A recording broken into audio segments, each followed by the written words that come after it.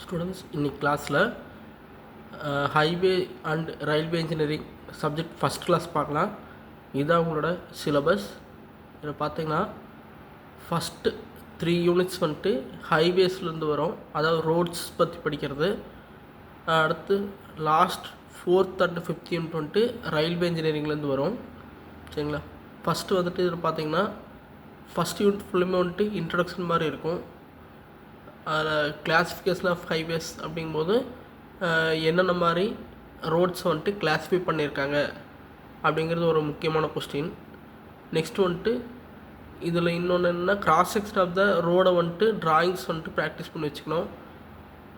Construction at different levels அந்த மாதிரி கேட்டாங்கன்னா அந்த ட்ராயிங் போட்டு நீங்கள் ஸ்டோரி மாதிரி ஃப்ரேம் பண்ணால் போதும். அடுத்தது ஃபேக்டர்ஸ் இன்ஃப்ளூயன்சிங் ஹைவே அலைன்மெண்ட், இது கொஞ்சம் ரொம்ப இம்பார்ட்டண்ட்டானது.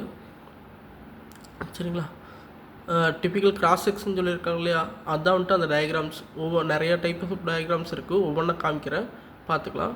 இப்போ ஃபஸ்ட்டு வந்துட்டு கிளாஸிஃபிகேஷன் ஆஃப் ஹைவேன்னா என்ன பார்க்கலாம். இது பார்த்திங்கன்னா கிளாஸிஃபிகேஷன் ஆஃப் ஹைவேனா ரோட்ஸை வந்துட்டு எந்த மாதிரிலாம் கிளாஸிஃபை பண்ணியிருக்காங்க அப்படின்னு பார்க்குறோம். மேஜராக வந்துட்டு அவங்க கேட்டிருக்கிறது பார்த்திங்கன்னா ஹைவேயோட கிளாஸிஃபிகேஷன் தான் கேட்டிருக்காங்க. இதில் இருக்கிறது வந்துட்டு எல்லா டைப் ஆஃப் ரோடையும் பற்றி இதில் போட்டிருக்கோம். ஃபஸ்ட்டு ரோட்ஸ்னால் அதை எப்படி டிஃபைன் பண்ணியிருக்காங்கன்னு ஃபஸ்ட்டு பார்த்துடலாம், அப்புறம் பர்டிகுலராக ஹைவேக்கு போகலாம். இப்போது ரோட்ஸுக்கு பார்த்திங்கன்னா டிபெண்டிங் அப்பான் த வெதர் கண்டிஷன்ஸை பொறுத்து ஆல் வெதர் ரோட்ஸ் இருக்குது, ஃபேர் வெதர் ரோட்ஸுன்னு இருக்குது. இப்போது ஆல் வெதர் ரோட்ஸ்னால் டெஃபினேஷன் பார்த்திங்கன்னா ஆல் வெதர் ரோட்ஸுக்கு பெருசாக டெஃபினேஷன் கிடையாது. அடுத்து ஃபேர் வெதர் ரோட்ஸுக்கு பாருங்கள் டெஃபினேஷன் இருக்குது. All weather roads are those which are negotiable during all weather except at major river crossing where interruption to traffic is permissible up to a certain extent. The road payment should be negotiable during all the weathers. Road which are called fair weather roads.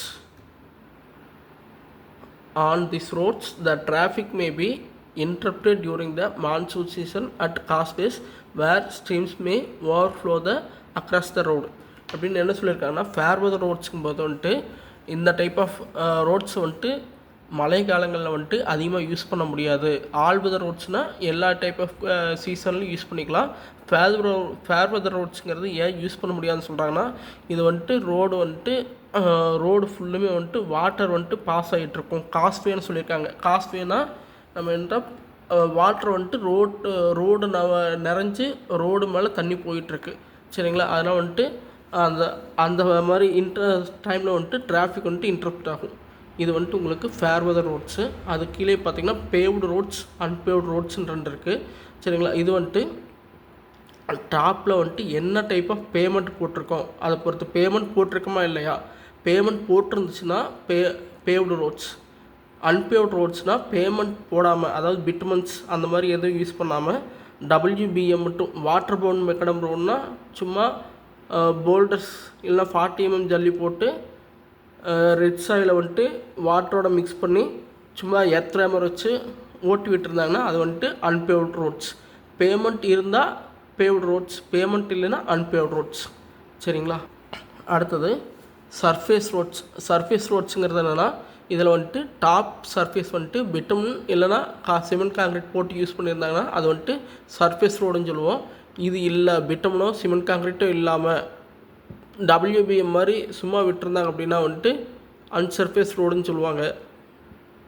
இல்லைனா black topped ரோடுன்னு சொல்லலாம். அப்போ என்னென்னா இந்த roads மேலே வந்து டாப்பில் மட்டும் பிட்டமன்ஸ் layer மட்டும் சர்ஃபேஸ் கோட்டிங் மாதிரி அடிச்சு விட்ருந்தாங்கன்னா அது வந்துட்டு பிளாக் டாப்டு ரோடுன்னு சொல்லுவாங்க. நெக்ஸ்ட் ஒன் எதை பேஸ் பண்ணி ரோடை கிளாஸிஃபை பண்ணுவாங்க அப்படின்னு பார்த்தீங்கன்னா டிராஃபிக்கோட வால்யூம். அந்த ரோடை வந்துட்டு எவ்வளோ டிராஃபிக் யூஸ் பண்ணுது, ஒரு நாளைக்கு வந்துட்டு எத்தனை நம்பர் ஆஃப் வெஹிக்கிள்ஸ் யூஸ் பண்ணுறாங்க அதை பொறுத்து பிரிக்கலாம். அடுத்தது லோடு டிரான்ஸ்போர்ட்டட் ஆர் டன்னேஜ். ஒரு நாளைக்கு வந்துட்டு அந்த ரோடு வழியாக ஹெவி கமர்ஷியல் வெஹிக்கிள்ஸ் எவ்வளோ லோடை வந்துட்டு கேரி பண்ணிட்டு போகுது. அதாவது இம்பார்ட்டன்ட் சிட்டிக்கு வந்துட்டு ஒரு இடத்துலேருந்து இன்னொரு இடத்துக்கு வந்துட்டு நிறைய லோட்ஸ் டிரான்ஸ்போர்ட் பண்ணிட்டு போகுதுன்னா அது கொஞ்சம் இம்பார்ட்டண்ட்டான ரோடு. அது வந்துட்டு உங்களுக்கு பேஸ் ஃபவுண்டேஷன்ஸ் எல்லாமே நல்லா போடணும். அது வந்துட்டு அதை பொறுத்தும் பேஸ்டு அந்த டன்னேஜ் பொறுத்தும் ரோடை வந்துட்டு கிளாஸிஃபை பண்ணலாம். நெக்ஸ்ட் வந்துட்டு லொக்கேஷன் அண்ட் ஃபங்க்ஷன். இதுதான் ரொம்ப முக்கியங்க. லொக்கேஷன் அண்ட் ஃபங்க்ஷன்னா எந்த மாதிரி இடத்துல அது லொக்கேட் ஆகிருக்கு, என்ன பர்பஸ் அந்த ரோடுக்கு அப்படிங்கிறத பொறுத்து பிரிக்கிறது. இதுதான் வந்துட்டு கிளாஸிஃபிகேஷன் ஆஃப் ஹைவே அவங்க கேட்டிருக்கிறது. சரிங்களா? அதில் பார்த்தீங்கன்னா ஃபஸ்ட்டு டிராஃபிக்கை பொறுத்து பிரித்தோம்னா வந்துட்டு மேஜராக பெருசாக ஒன்றும் இருக்காது. இங்கே பாருங்கள், ஹெவி இருக்குது, மீடியம் இருக்குது அண்டு லைட் டிராஃபிக் ரோடு. இந்த 3 டைப் இருக்குது. டிராஃபிக் வால்யூம் பொறுத்து டிஃபைன் பண்ணுறது. நெக்ஸ்ட் ஒன் பார்த்தீங்கன்னா லோ டிரான்ஸ்போர்ட்டட் அண்ட் ஆர் டன்னேஜை பொறுத்து வந்துட்டு classified as class 1, class 2 or class A and B அப்படின்னு பிரிக்கலாம். சரிங்களா? அது வந்துட்டு எத்தனை டன்னேஜ் ஒரு டேக்கு கிராஸ் பண்ணுது, அந்த ஹைவே கிராஸ் பண்ணுது அப்படிங்கிறத பொறுத்து பிரிக்கலாம். அடுத்து வந்துட்டு பேஸ்ட் அந்த லொக்கேஷன் ஃபங்க்ஷன். இதுதான் டிஃப்ரெண்ட். இதுதான் முக்கியமானது, important. National highway, state highway, major district road, other district road and village roads. இது எதை பொறுத்துனா நேஷ்னல் ஹைவேங்கிறது நமக்கு எந்தெந்த சிட்டியை கனெக்ட் பண்ணுது, முக்கியமான சிட்டிஸை கனெக்ட் பண்ணால் அது வந்துட்டு நேஷ்னல் ஹைவேன்னு சொல்லுவோம். பாருங்கள், national highways are main highways running through the length and breadth of the India. சரிங்களா? டாப்லேருந்து ஜம்முலேருந்து ஆரம்பித்து கீழே கன்னியாகுமரி வரைக்கும் ஜாயின் பண்ணுற மாதிரி ரோட்ஸ் எல்லா ஸ்டேட்டையும் ஜாயின் பண்ணுது இல்லையா, அந்த மாதிரி தான் வந்துட்டு நேஷ்னல் ஹைவேன்னு சொல்லுவோம். இதில் வேறு மேஜர் போர்ட்ஸ் என்னென்ன துறைமுகங்கள் எந்தெந்த டிஸ்ட்ரிக்டில் இருக்காது. அடுத்து வந்துட்டு ஃபாரின் ஹைவேஸ், வேறு கண்ட்ரிலேருந்து வர ஹைவேஸு, அதாவது நம்ம பார்டரில் இருக்குங்களா, பங்களாதேஷ்க்கும் இந்தியாவுக்கும் பார்டர் வழியாக ரோடு இருக்கும், பாகிஸ்தானுக்கும் இந்தியாவுக்கு ரோடு இருக்கும், நேபாளுக்கு இருக்காது, மேக்ஸிமம் ஹிமாலயஸ் இருக்காது, நேபாளுக்கு வந்துட்டு டைரெக்டாக அசஸ் கண்டிப்பாக இருக்காது. சரிங்களா? அந்த மாதிரி அதர் கண்ட்ரீஸ்லேருந்து வர ரோடை ஜாயின் பண்ணுறது இதெல்லாம் வந்துட்டு உங்களுக்கு நேஷ்னல் ஹைவேல வந்துடும். சரிங்களா? நெக்ஸ்ட் ஒன் நேஷ்னல் ஹைவேக்கு பார்த்தீங்கன்னா டெல்லி, அம்பாலா, அமிர்த்சர். இதுதான் வந்துட்டு NH1ங்கிறதுலேருந்து ஆரம்பித்து ஒவ்வொரு ஸ்டேட் ஹைவேஸ்க்கு, ஒவ்வொரு நேஷ்னல் ஹைவேக்கு ஒவ்வொரு நம்பர் கொடுத்துருக்காங்க. சரிங்களா? இப்போ பாருங்கள், அடுத்து வந்துட்டு NH1ங்கிறது வந்துட்டு டெல்லி, அம்பாலா, அமிர்த்சருங்கிறது ஆக்சுவலாக பஞ்சாபில் இருக்குன்னு நினைக்கிறேன்.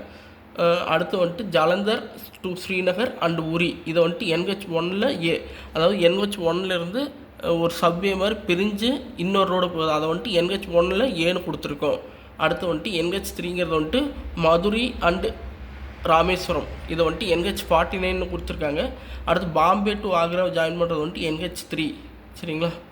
இந்த மாதிரி வந்துட்டு நேஷ்னல் ஹைவே மேப் எடுத்து பார்த்திங்கன்னா ஒவ்வொரு ஹைவே நம்பருக்கு தனித்தனியாக கொடுத்துருப்பாங்க. அடுத்து ஸ்டேட் ஹைவேனா வித் இந்த ஸ்டேட்டுக்குள்ளே இம்பார்ட்டண்ட்டான டிஸ்ட்ரிக்ட் ஹெட் குவார்ட்டர்ஸ் எல்லாம் ஜாயின் பண்ணுறது, இதை வந்துட்டு ஸ்டேட் ஹைவேஸ்ன்னு சொல்லுவோம்.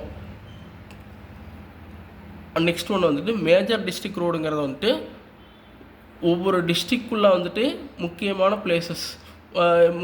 பிளேசஸ்னால் மார்க்கெட் இருக்கும், மார்க்கெட்டை ஜாயின் பண்ணுற மாதிரி வர ரோட்ஸ் எல்லாமே. அடுத்து வந்துட்டு இன்னொரு டிஸ்ட்ரிக்டோட ஜாயின் ஆகிற ரோட்ஸ், டிஸ்ட்ரிக்டோட பார்டரை வந்துட்டு கிராஸ் பண்ணி போகிற ரோட்ஸ் எல்லாம் வந்துட்டு மேஜர் டிஸ்ட்ரிக்ட் ரோடுன்னு சொல்லுவோம்.